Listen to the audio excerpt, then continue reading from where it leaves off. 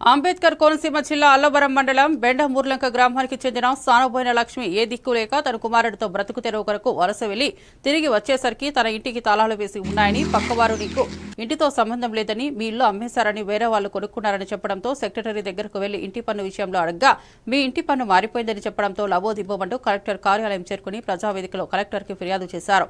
తమ భూమి విషయంలో కొంతమంది తమ కుటుంబ సభ్యులతో కలిసి తమ భూమిని ఆక్రమించుకుని తప్పుడు రిజిస్ట్రేషన్ చేయించుకున్నారని వాపోయారు. తప్పుడు రిజిస్ట్రేషన్ చేసిన అధికారులను వారికి సహాయం చేసిన సెక్రటరీ వీఆర్ఓపై సరైన చర్యలు తీసుకోవాలని కలెక్టర్ను కోరారు.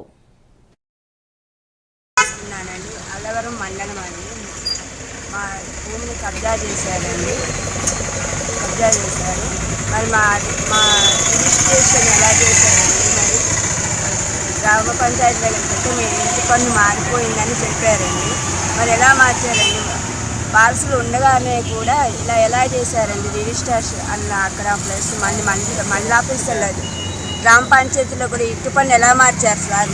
మరి మాకు న్యాయం చేయాలి సార్. మీరే వెనకున్న వాళ్ళైతే మీ అధికారులని మీరే అడిగి శిక్షించాలండి. మీరు మా ఇంటికి మాకు ఇప్పించాలి సార్, మా ఇంటి స్థలాన్ని అని కలెక్టర్ గారిని బాధలు బట్టి కోరుకుంటున్నాను సార్.